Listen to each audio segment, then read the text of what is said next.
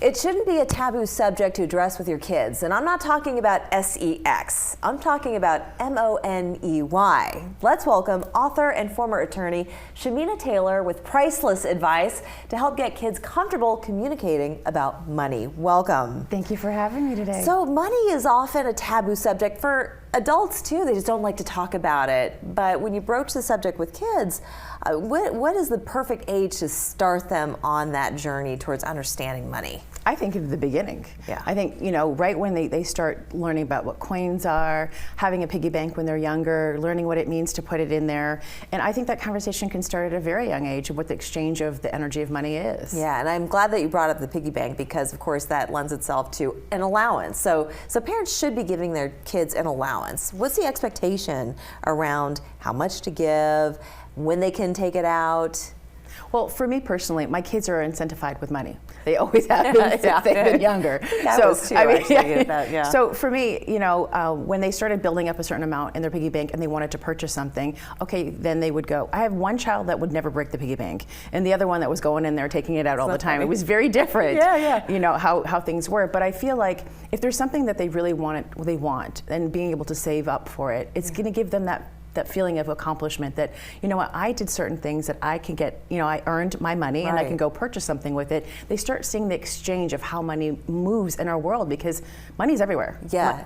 All of us, we can't function without it. Exactly. So if we can start teaching them at a young age, they'll start having power over money as opposed to feeling like, oh, I don't have enough, Yeah. And how about earning that money? Right. So an allowance is an allowance. You're given a weekly allowance of $5, $10, whatever the case is.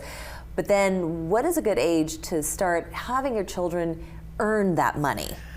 I feel with children, it probably starts at like maybe in middle school because when they're younger, they don't really understand too much the concept. Yeah. They'll get the 5 cents, the 10 cents, and here or whatnot. But and $5 doesn't go very far, by the way, anymore. No, it doesn't. Yeah, I'm probably dating myself when I said $5. So, yeah. But middle school is a great time because they can start doing chores outside, they can do chores inside, and they can start saving their money. High school is the best time because they are incentivized because they want to do things with their money.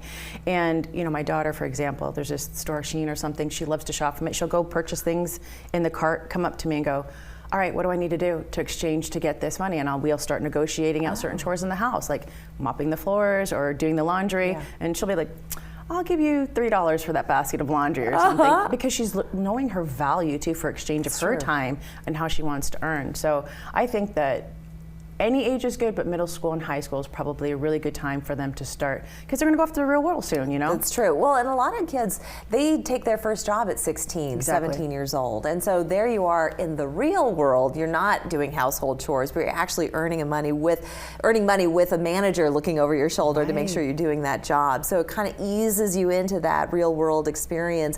But what about making mistakes with money? Do you recommend that you kind of allow your kids to maybe go for that thing that you knew wasn't going to work out to see how it pans out, and then they realize, gosh, I just wasted all my allowance on that? I feel like kids need to start having that conversation too at a young age so that they can understand that we can make, certain errors when it comes to money, but as long as we learn from it, we can grow. So one time, when my son purchased something, he's like, oh, I shouldn't have bought that. It was a candy. He's like, I shouldn't have bought that. I should have bought this one. He felt it's a regret. Yeah. I said, no, you got information now. Right. Now you know what to do next with your money. It wasn't lost because money just keeps coming back. If you understand it's there for us to earn or to have, you won't feel that loss so much, and it'll be just data he's collecting. Exactly. And what about bringing your kids into family financial decisions? I think that needs to start when it's appropriate from a really early age. One of the things that where I grew up, it was always very taboo, but families argue about money all the time, and there's a lot of tension about it. So if we can bring anxiety around it, a lot. So if you bring a child into that conversation at a young age, maybe they'll understand that they're not at fault, because sometimes that energy from the parents will be redirected to the children, and they'll feel like I'm the bad one. That's right. So if they can understand, like, hey, we've got a big purchase, or we've got something we have to work on, we've got to cut back right now, they'll understand that it's not a personal thing, and not make it feel identified with them. They have an emotional connection to the money. They'll have more of an understanding. So I think when it's appropriate, you bring them in.